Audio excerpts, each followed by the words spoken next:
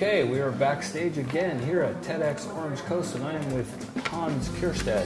Hans is with the University of Irvine in California, and he is also with California Stem Cell Inc. He is an internationally respected stem cell expert. Wow, I mean, I have to say, I'm quite the fan of stem cell research, so I have lots of questions. One is political. So, first of all, let's start with TEDx, and then we'll move into some of the other questions. What did you think? What did I think of what? So this is your first experience at TEDx. What do you think? I thought it was fabulous. It's been a wonderful day for me just to sit and listen to the best stories in the world. And personally, it's been a great way to reach out to people.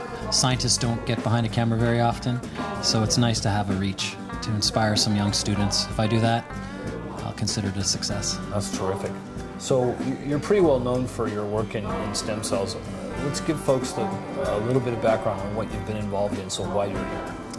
I developed a method of taking stem cells and making spinal cord, and it turned into the world's first clinical trial using embryonic stem cells. Then went ahead and did it again. We got good at it and decided to keep going.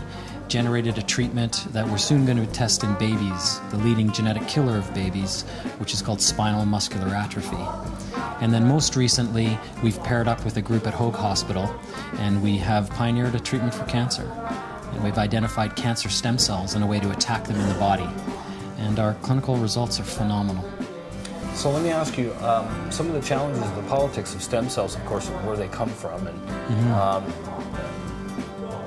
how does that make it difficult for you to do your research? I mean, does it interfere, or is there an alternative way to get stem cells?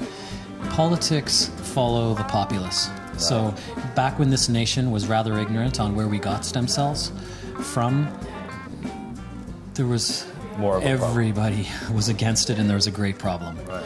As this nation has become more educated on the ethics around what we do, the fact that we're not chopping up babies in the back door of abortion clinics, the fact that our stem cells are ethically procured, they have gotten on board with it. And there's nothing like success. A few clinical trials have resulted over the last year or two, and we're seeing success. So the populace is becoming more educated, the politicians are jumping on board as a result, and the barriers to stem cell research in this nation are dropping.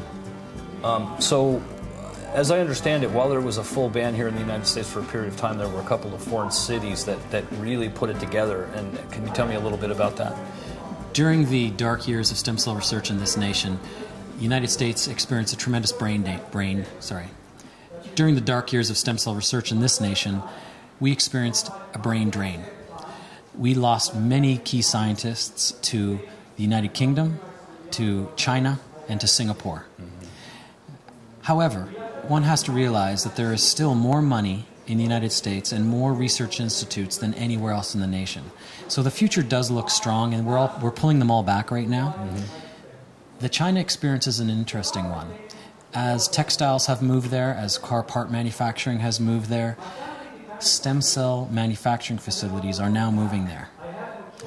It's a phenomenal experience that's going to speed up the process of FDA approvals and translation of bench to the bedside. Right, and I'm a huge fan. So to me, I think stem cells are probably one of the biggest forward-moving ideas that we've been hiding from for decades. So can you give the audience, those that don't understand stem cells, an idea of why it is so exciting? Stem cells are a way of generating human tissue in bulk. That's it. You're made of them. One sperm, one egg get together and make a stem cell, that makes you. So now that we've isolated the stem cell, we can make every human body part. We can make massive amounts of it. People are big, there's lots of us. We need huge amounts of tissue. Stem cells afford us the opportunity to make huge amounts of human tissue at virtually no cost. It's extraordinarily inexpensive. Now the trick is to get them then to become what you want, pure spinal cord, or pure heart, or pure brain. We have taken the first steps of doing that, and the future's looking very, very bright. That's super cool. I actually had sort of a fantasy dream of 3D printing with stem cells. I can imagine someday that you just lay out a 3D image of a new ear and with your stem cells, and you're able to print me a new ear when I blow it off or something. Believe it or not, that's actually doable right now. I just think that is the coolest thing ever. Well, thank you so much for coming very in, welcome. and I really appreciate it. And congratulations on your TEDx presentation. Thank you very much.